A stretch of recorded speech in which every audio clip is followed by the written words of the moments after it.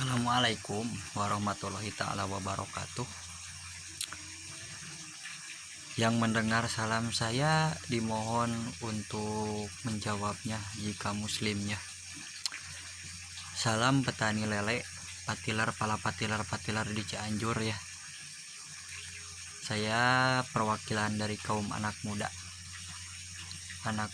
petani ikan lele. Ingin sedikit berbicara mengenai usaha bisnis lele, apakah prospek ataukah tidak, seperti begitu. Dikarenakan kenapa? Karena cenderung setiap orang yang mau terjun ke bisnis ini itu seringkali seringkali mempertanyakan hal seperti begitu. Ya, seperti begitu itu merupakan sebuah keraguan nanti akan timbul seperti begitu terhadap dirinya. Tapi yang menurut saya mah tergantung orangnya seperti begitu.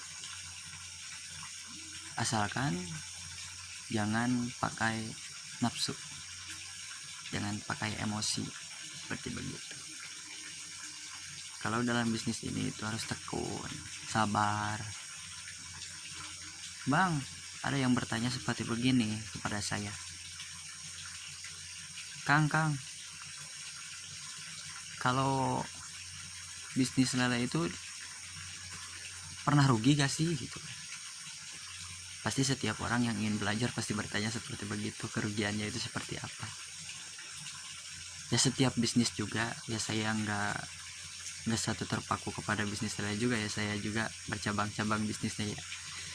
Ya menurut saya pribadi ya sama saja, namanya juga bisnis, resikonya itu rugi gitu. Kalau nggak rugi imbal hasil seperti begitu ya, risiko terbesarnya itu rugi. Nah, tugas kalian itu hanya satu, bagaimana caranya meminimalisir kerugian seperti begitu. Itu tidak dapat dihindari, itu sudah siklus dalam berbisnis itu adalah kerugian seperti begitu. Kalian jangan menghindari kerugian, tapi harus menanggulangi gitu. Harus meminimalisir sebuah kerugian gitu. Jadi bahasanya meminimalisir, enggak menghilangkan ya. Menghilangkan itu sebuah siklus tidak bisa dihilangkan seperti begitu. Pasti mengalami kerugian. Kerugiannya seperti apa? Yang pertama, terutama yang mau terjun ke dunia bisnis lele tapi tidak pernah sekalipun, tidak tahu, hanya tahu bentuk lelenya saja, lele itu seperti begitu, terus bernafsu mempunyai modal gede, uang besar gitu, bukan uangnya besar tapi nominalnya besar, dan langsung terjun dengan modal besar itu sangat berisiko sekali ya. Yang pertama itu terutama yang harus diutamakan itu ilmunya dulu gitu. Jangan kalian hanya tahu bentuk lele terus tahu jam makannya doang gitu. Itu kalian langsung terjun gitu dengan uang kalian yang kalian kumpulkan selama bertahun-tahun gitu. Enggak seperti begitu gitu. Jangan gitu.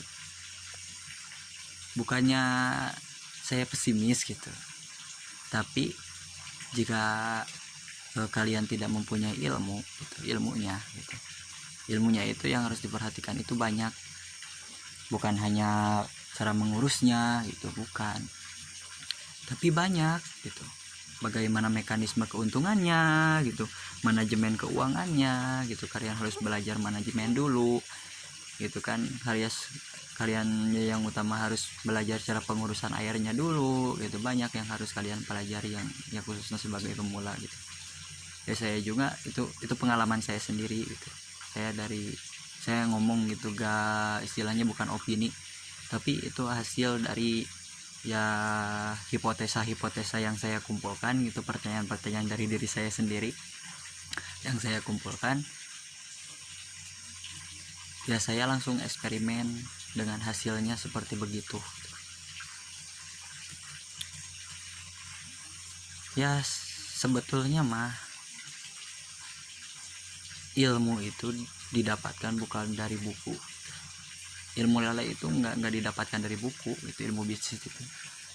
Buku itu hanya 5% gitu membantu kalian dalam bisnis ini, dan sekian persennya itu 40% didapatkan dari pertanyaan-pertanyaan kalian yang didapatkan dari orang berpengalaman seperti begitu, dan sisanya itu hasil dari praktek atau eksperimen kalian sendiri gitu. Ya seperti begitu, kalian nyari ilmu juga nggak 100% kalian pasti berhasil gitu, mempunyai ilmu juga, tapi pengalaman kalian yang membuktikan gitu. Soalnya gimana ya, contohnya seperti begini, saya bertanya kepada yang lebih ahli. Ya zaman dulu kan saya lagi pemula, saya juga pemula sebetulnya mah, tapi nggak pemula amat gitu. Saya berbagi ilmu di sini supaya kalian tidak istilahnya kalau bahasa Sunda tidak mang-mang gitu, tidak mang-mang atau tidak ragu-ragu lah untuk terjun ke dalam bisnis ini gitu. Yang pertama ya gini saja, cara mengatasi moncong putih. Semua orang berpendapat beda-beda, itu yang harus kalian tahu. Semua bandar, semua orang yang sudah berpengalaman dalam bidang lele, dalam bisnis ini, semua berpendapat berbeda. Kesimpulannya apa? Berarti itu didapatkan dari pengalaman dia sendiri gitu. Berarti apa? Kalian juga belum tentu menghasilkan, belum tentu saran dari mereka itu mendapatkan hasil yang sama jika kalian lakukan seperti begitu. Belum tentu. Dikarenakan apa?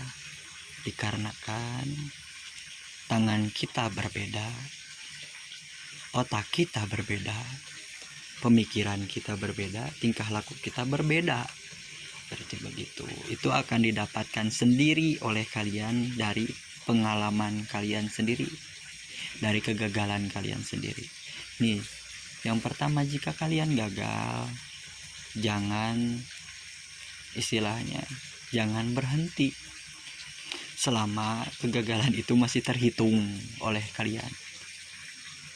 Jika sudah tidak terhitung, istilahnya tidak terhitung kalian gagal itu berapa kali, berarti kesuksesan sudah datang dekat kepada kalian seperti begitu.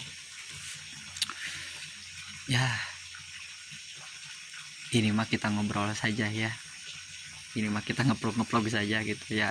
Saya juga ini gak bisa tidur ya. Saya bikin konten saja seperti begini. Ya mohon maaf kalau ini nggak menjalur ya, seperti begitu. Tapi mudah-mudahan video ini bermanfaat seperti itu. Saya hanya ingin mencurahkan isi hati saya. Ya, yang pertama faktornya seperti begitu guys. Dan saya juga udah agak kehitung gitu jumlah kegagalan selama saya terjun ke dalam bisnis ini. Tapi saya tidak menyerah gitu. Saya tidak istilahnya enggan untuk berhenti gitu. Selama otak saya masih mampu memberikan solusi gitu. Selama masih ada orang yang mampu memberikan solusi dari masalah saya, berarti saya di situ masih mampu untuk bangkit seperti itu. Saya yakin seperti itu. Soalnya ya orang gagal itu ya pasti ada sebab gitu. orang gagal dalam bisnis lele berarti dia ada sebabnya kenapa dia gagal gitu. Ya sebabnya itu harus dipikirkan oleh kalian sendiri, kenapa kalian gagal seperti begitu. Apakah dari faktor internal, apakah dari faktor eksternal gitu, atau apakah dari faktor totalitas kita dalam pengurusan lele itu tidak totalitas gitu. Apakah dari segi eksternal kalian tidak baik gitu. Itu sangat berpengaruh sekali gitu. Jangan sampai-sampai kalian gagal, kalian menyalahkan orang lain, itu tidak etis sekali. Yang pertama kalian harus sabar, harus tekun. Jangan seperti kalian menanam singkong ya kalau terjun ke dalam bisnis ini. Karena kalau menanam singkong itu ya kalian tanam, nanti tunggu panen aja udah gitu, gak ada pengurusan, gak ada yang harus diperhatikan gitu. Tapi kalau dalam bisnis ini banyak hal yang harus kalian perhatikan seperti begitu. Ya simpel saja, kalian ada tahu penyakit gitu, kalian kendalanya apa, kalian tanggulangi gitu. Kalian jangan cari alasan, tapi harus cari solusinya seperti bagaimana gitu. Ada yang tanya seperti begini kepada saya, bang kalau di terjun ke bisnis itu apakah hutang itu termasuk kebutuhan kah? Karena semua pebisnis itu kok mempunyai hutang gitu. Jawaban saya gimana? Ya betul, emang siklusnya seperti begitu. Tapi tergantung orangnya. Kalau orangnya mempunyai modal gede, ya cenderung jelema mampu gitu, orang kaya gitu kan, terjun ke bisnis itu gak bakal pernah punya hutang gitu kan. Tapi kalau orang ya masyarakat rendah seperti saya gitu,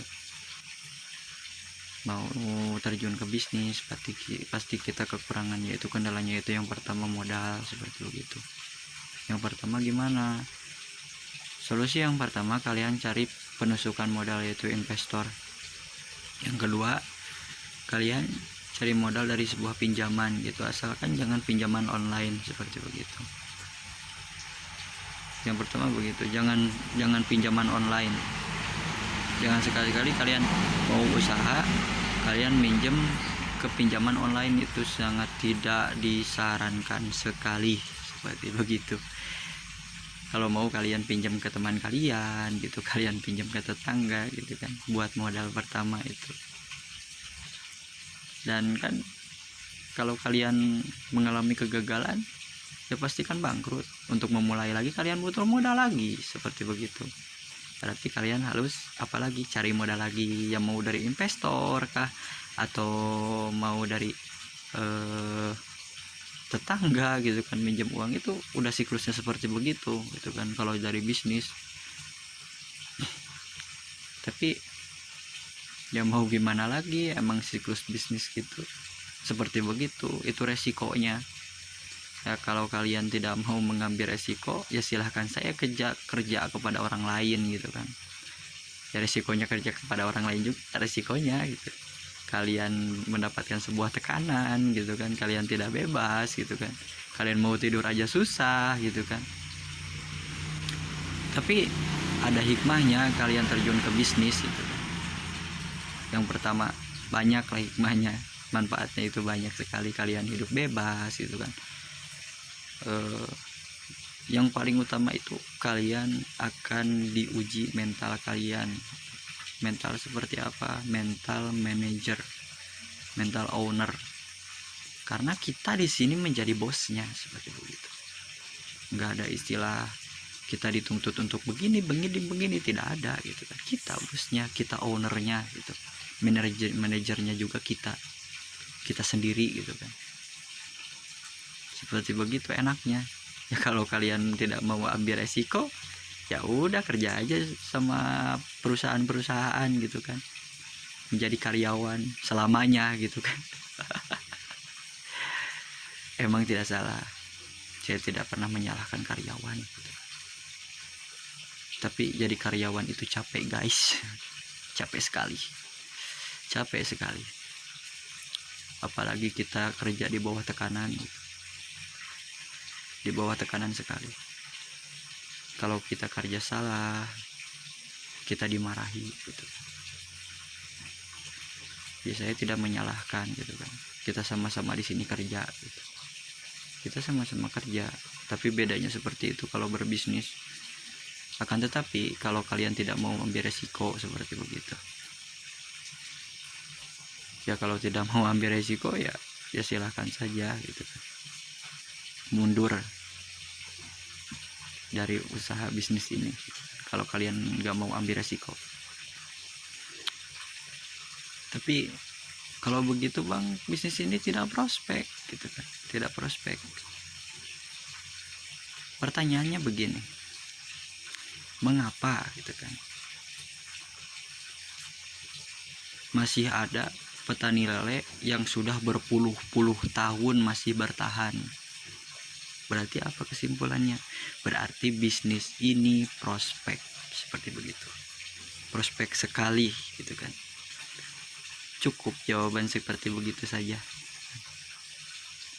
Soalnya logikanya seperti begini, kalau bisnis ini tidak prospek, mereka akan berhenti, tidak akan sampai ke puluh-puluh tahun gitu kan, bahkan ada yang sampai 50 tahun gitu dia menekuni bisnis ini gitu.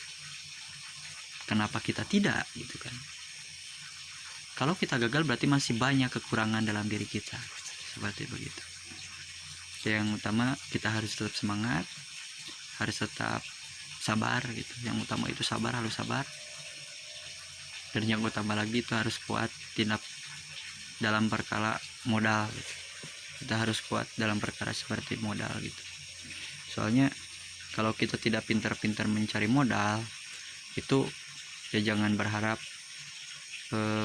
usaha kalian berkembang gitu. Usaha kalian maju itu jangan berharap. Soalnya modal itu nomor satu. Memang saya bertanya-tanya ke bandar, kok ada bandar yang tidak istilahnya tidak memerlukan modal gitu, tapi dia mempunyai barang gitu. Ya kalau dalam zaman ini, kalau dipraktekkan di zaman ini itu gak akan bisa gitu kan. Soalnya kepercayaan petani kepada bandar itu sudah berkurang gitu, sudah tidak ada. Kalau zaman tahun 2000-an mah ya iya gitu. Masih banyak petani lele yang percaya ke bandar gitu kan. Seperti begitu. Kalau dipraktekkan di zaman sekarang mah gak bakal bisa gitu. Kalau kita mau barang ya kita harus beli. Kalau zaman sekarang seperti begitu gak bisa. Kalau zaman tahun 2000-an mah dipraktekkan gak bisa.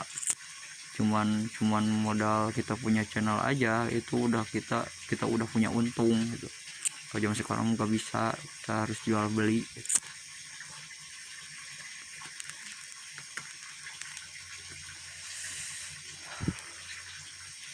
Ya seperti begitulah kita ngobrol-ngobrol hari ini.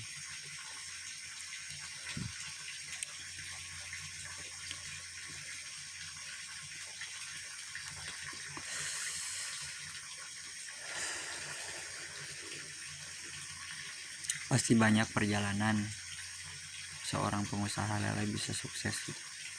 Seorang pembisnis, luasnya kata bisnis itu kan luas. Pasti ada proses, ada perjalanannya. Kalian jangan tanya-tanya masalah istilahnya keberhasilannya saja, tapi yang terpenting itu bagaimana kita mengambil hikmah dari sebuah kegagalan gitu. Kegagalan mereka itu kita ambil supaya apa? Supaya tidak terulang oleh diri kita sendiri, seperti itu. Begitu caranya meminimalisir kegagalan, seperti itu. Karena perhitungan itu kepastiannya terbatas gitu. Tetap kalah dengan takdir gitu. Kalau kalian tidak cocok dengan proses pembibitan, oh berarti bukan tangan kalian gitu kan. Kalian coba ke DDR, apakah kita cocok tangan kita ke DDR? meskipun jika tidak cocok kita beralih ke pedaging gitu kan. Apakah kita cocok di daging gitu kan. Kalau bisnis itu istilahnya cocok-cocokan gitu. Cocok-cocokan itu dalam tanda kutip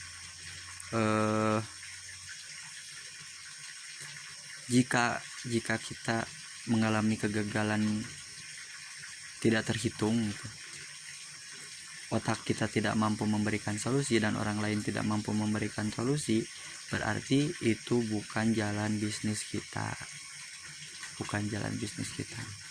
ya kita berhenti saja seperti begitu, ambil bisnis lain kayak kan masih banyak bisnis itu. Ya seperti begitu obrolan kita hari ini. Maaf jika banyak kekurangan, maaf jika perkataan saya menyinggung perasaan penonton.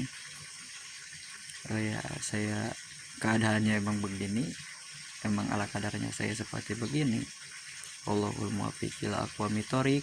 Mudah-mudahan video ini bermanfaat bagi para pemula yang ingin memulai bisnis, terutama khususnya bisnis lele, supaya lebih semangat gitu kan. Supaya lebih semangat, jangan ada keraguan di dalam diri kalian, terus maju, jangan menyerah gitu aja dari saya. Assalamualaikum warahmatullahi taala wabarakatuh. Jika kalian suka dengan video ini silahkan like, jika kalian tidak suka silahkan abaikan saja gitu, gak apa-apa, saya mah. Jika kalian ingin mendukung channel ini supaya saya lebih semangat dalam membuat konten gitu, silahkan kalian cantumkan di komentar di bawah, kalian request apa saja yang harus saya jelaskan di video selanjutnya. Silahkan, kalau kalian suka silahkan subscribe supaya tidak ketinggalan video saya berikutnya, seperti begitu. Saya membutuhkan partisipasi para subscriber saya seperti itu. Silahkan cantumkan di kolom komentar saya harus bikin video apa di video selanjutnya, seperti begitu, supaya saya tidak gabut lagi guys. Assalamualaikum warahmatullahi wabarakatuh. Salam satu hobi, salam patiler Cianjur ya, salam orang Sunda.